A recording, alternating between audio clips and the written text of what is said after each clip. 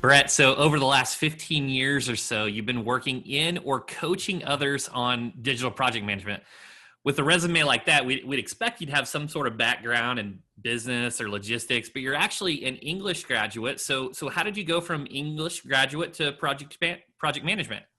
Oh man, what a long story that could be. Yeah, so I was an English major. Started out in my career writing. Actually, way back in the late '90s, I joined a startup, um, and in that startup, I was doing everything from writing content to directing motion capture video shoots and creating flash movies. I mean, they literally taught me everything I know about the web at a startup in my first job out of college. And back then, there was no such thing as a digital project manager. There was no such thing as a UX professional. Like everything was brand new. So I think I kind of just naturally am that person who takes on the administrative side of things, the organizational side of things, because it's just ingrained in me. So I ended up, obviously being laid off from that job, like 90% of people in startups back then did at the dot-com boom.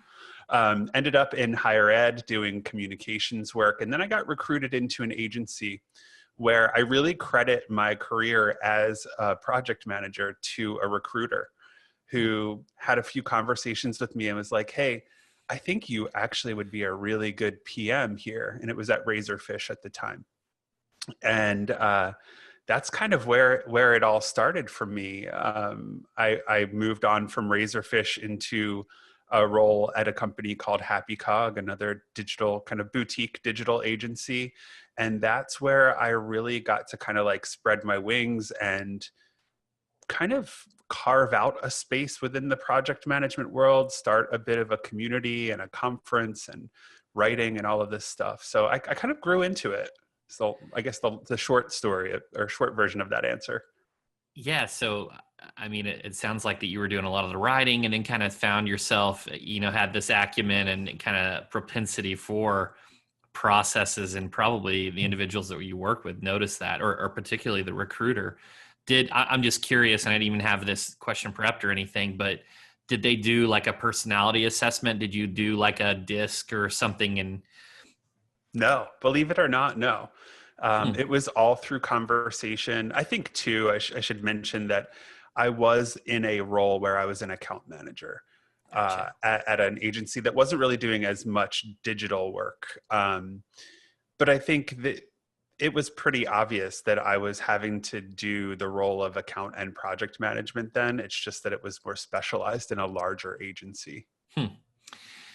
Yeah, so I mean, you had a great passion for this, and in fact, I mean, a passion so much that you created the Bureau of Digital, which is a digital PM summit. So, what drove you to take that extra step to actually create an event around this space?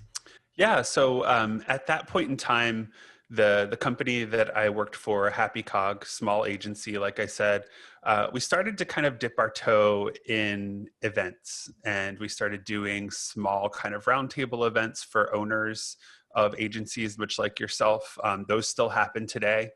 They're called Owner Camp. There's an Owner Summit.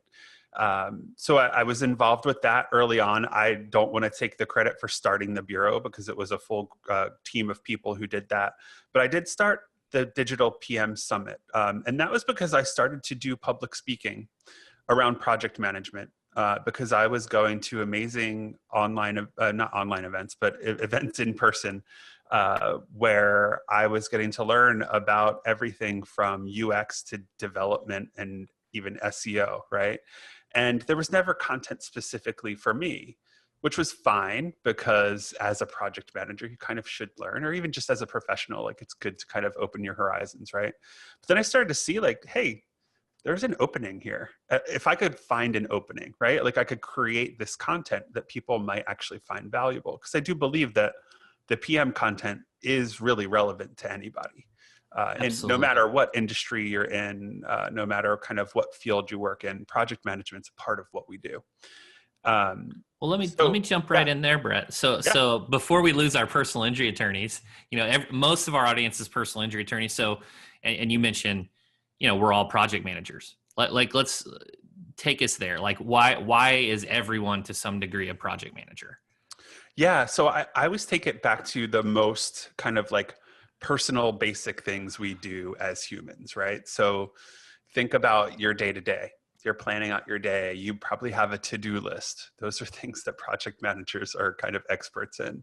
Um, think about, you might have someone who does this. I know I do, but planning vacations, pulling together a party. I do a lot of teaching with students, and that's kind of the level that I start getting them interested in project management. Like, plan out, you're throwing a dinner party, plan that out.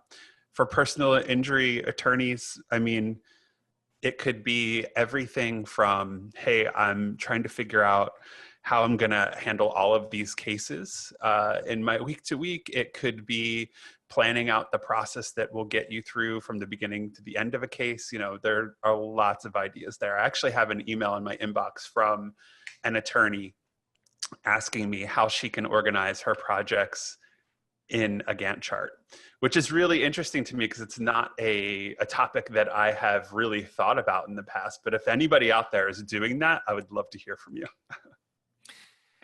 Yeah, and so that's where I wanted to take this is, almost anything that's processized, you're managing time, to-do list, a workflow, there's some element of project management.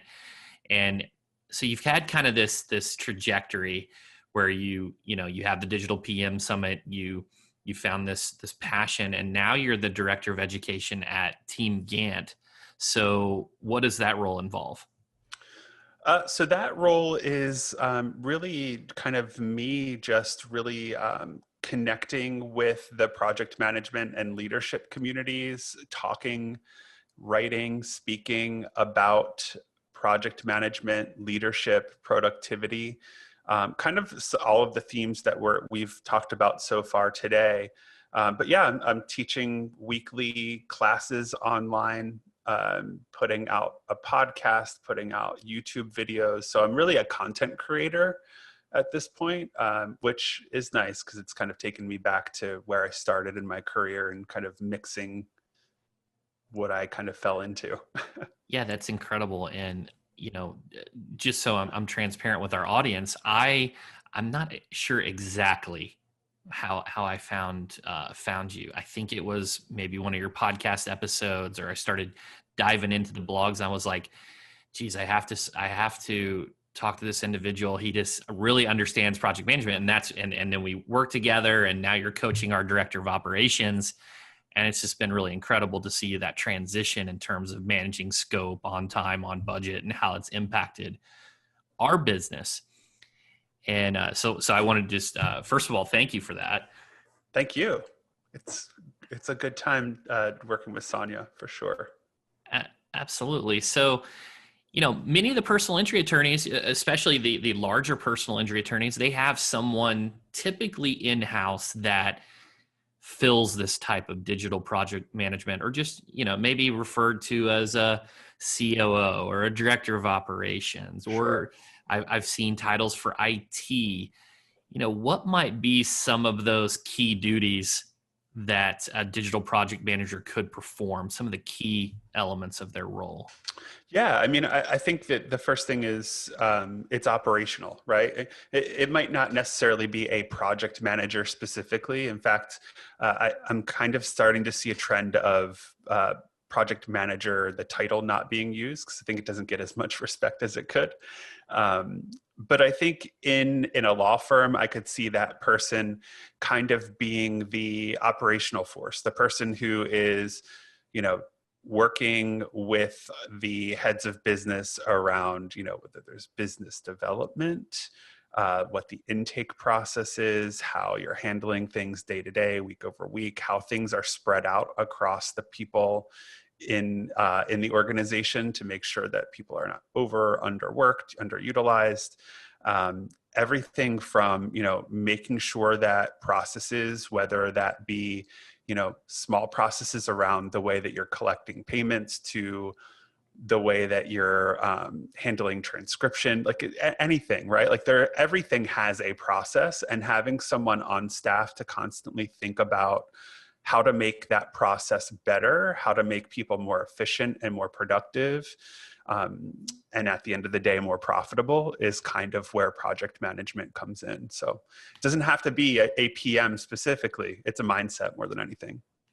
Right. And I completely agree. And I think a lot of those processes have to deal with consistency.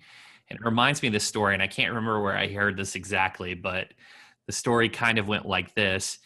Imagine you went to get your haircut and you got a great haircut. And then the next time it was just horrible. Like, it was the worst haircut ever because it didn't follow a process. It was iterative.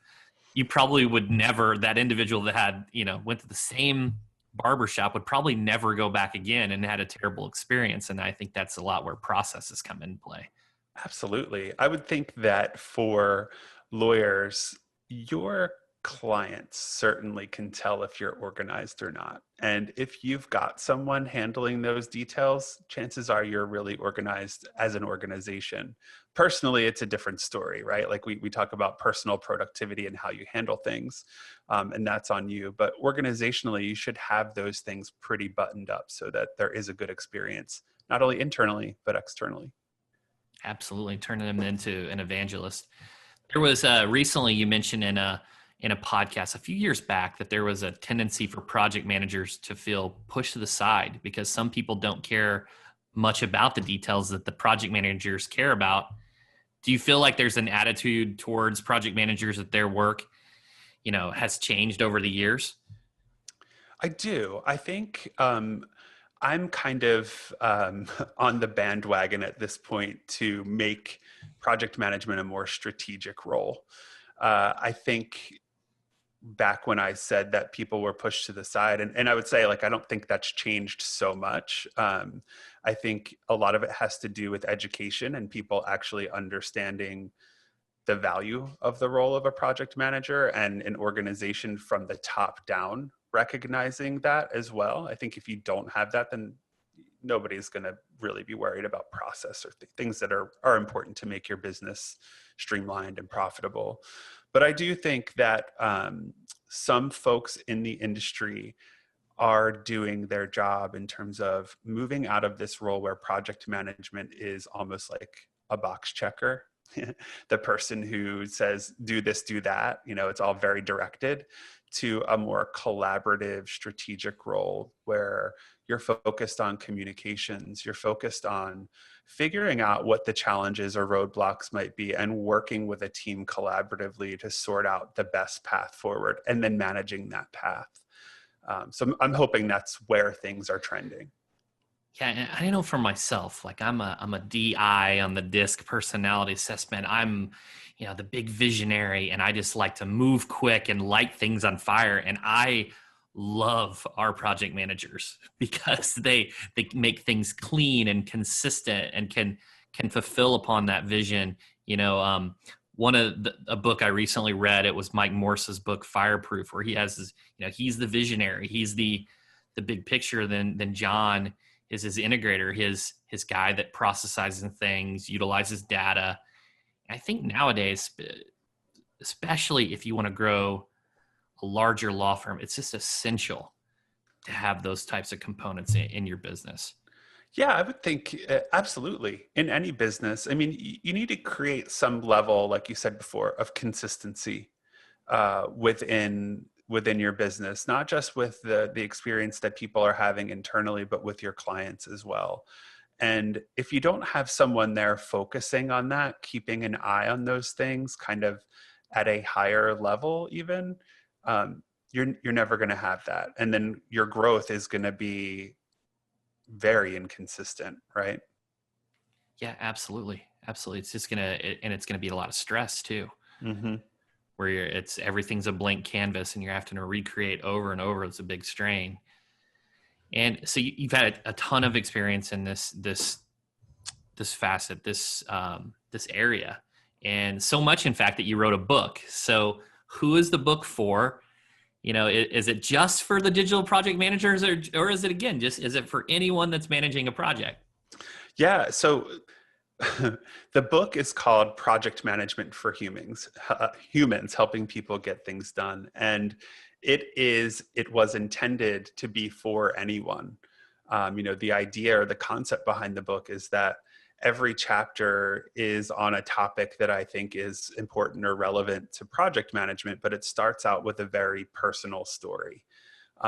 Stories that include my kids, taking my kids shopping and helping them figure out how much they can buy, right? Like things that you can point back to project management practices. It's a little goofy, but it works. And I think it pulls people into what could be really dry, boring content.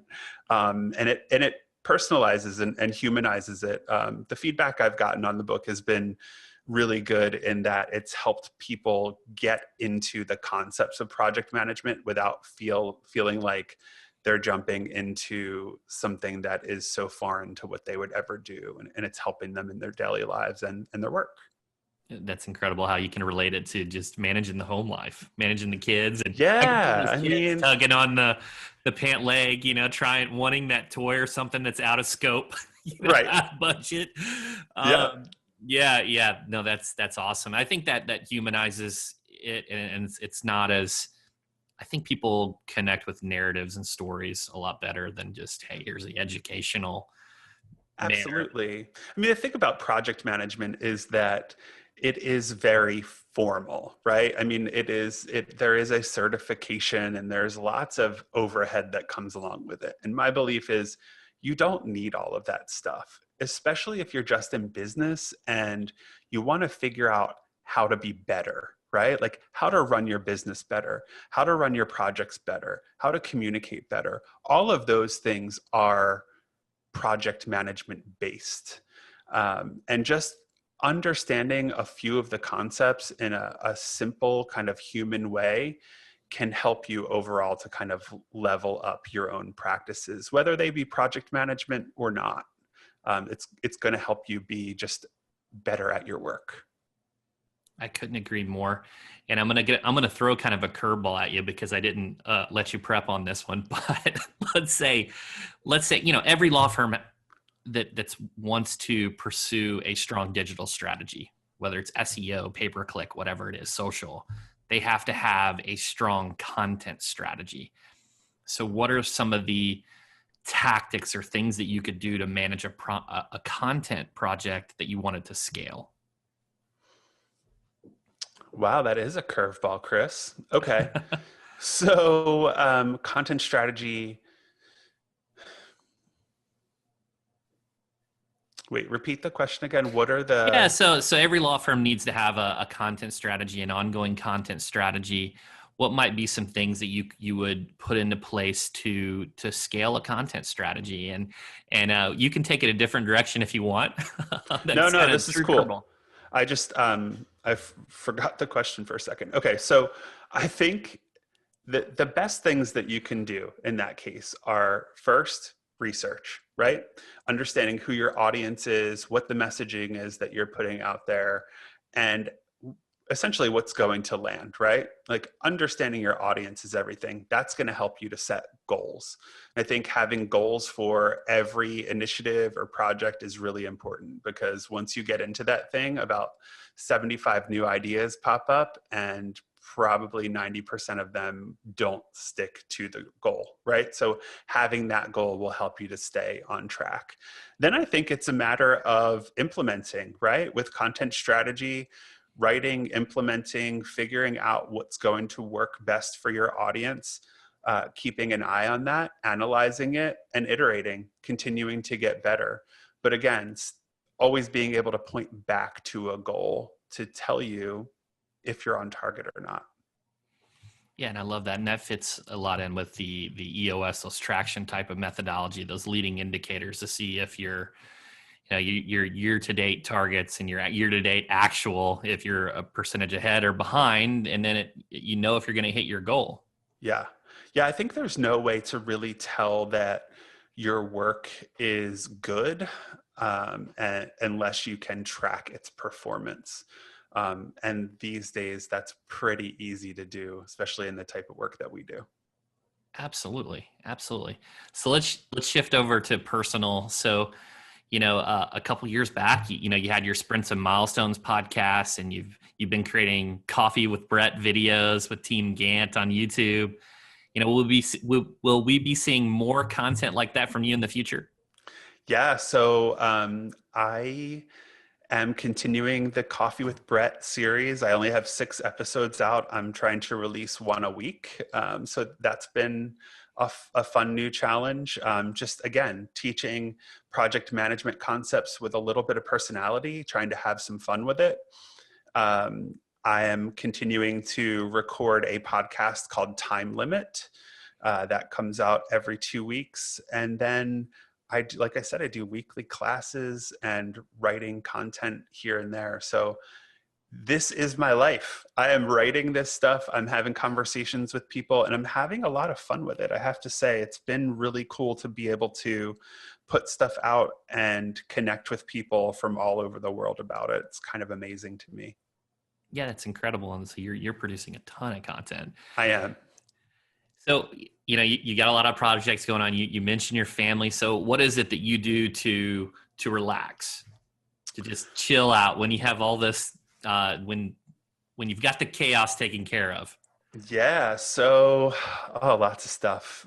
We're on Zoom right now, so you can see I've got my records behind me. I'm a big music nerd. When we're able to be out and about, I love to go see live music. Over the summer, I got into running, so I've been doing more of that.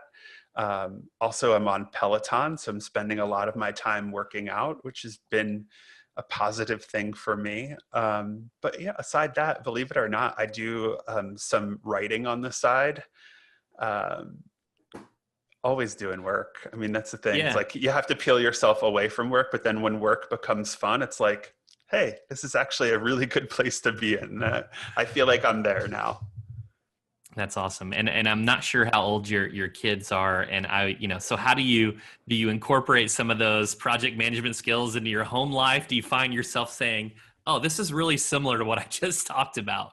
No, because I take my project management hat off the minute that I walk out of my office. Nice, nice. I'm like disorganized in my home life, and my wife takes over with stuff, which is cool. Like I don't plan vacations. I don't plan weekends. I don't do any of that stuff. I think it's a little bit of a relief from the day to day, even though I'm not really a PM now. I don't like, and also my kids, they're 10 and 12, 2 girls. They have zero interest in what I do for work. Oh, well, I wanted to ask you that because I asked John Rulin from Giftology. He was on earlier today, and I asked him, I was like, isn't there a lot of stress on you to come up with a good gift? I was just wondering how project management affected you and your home life. I mean, I'm constantly doing something around the house, like I'm not the type of person to just like sit around for a few hours. Like I've always got something going on. I'm thinking about like stuff I need to do, but I don't put that on anyone else. I don't think that's fair. Like as a PM, you have to put that stuff on people so much day to day in work that like when it's not work time, like I just want to chill. Yeah, completely agree. So kind of, hey, closing up, we do this 3 for 3 quick fire segment. It's just 3 questions in 3 minutes. And I think you're going to get where this first question comes from, but let's just jump right in. You ready? Sure. Okay. What is your top search engine optimization tip? My top search engine optimization tip is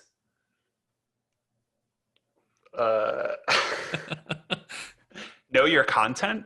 I mean, like we talked about before, like having a content strategy is important. Knowing what people are looking for and searching is really important. Absolutely. What entrepreneur or which entrepreneur do you admire the most? Oh, wow. So many of them. I'm a really big fan of Jason Fried from Basecamp. I've read all of his books. I've been to the Basecamp office. I've done workshops there. Like, I am too. His they do blogs, super cool stuff. Yeah. that signal versus noise, that blog is incredible. The book Remote was a really good book. Yeah. Absolutely. And what's the next big thing on your bucket list? Well, I am hoping that when all of our travel restrictions are lifted, I can go to Egypt. So my dad is a world traveler, and he and I have never done a trip together. So now that he's getting a little bit older, I'm getting a little bit older. I'm like, hey, Dad, let's go on a trip. And he's never been to Egypt, and I want to go. That's amazing. Yeah. Brett, thank you so much. I loved having you on the show, and thanks so much. Thanks for having me.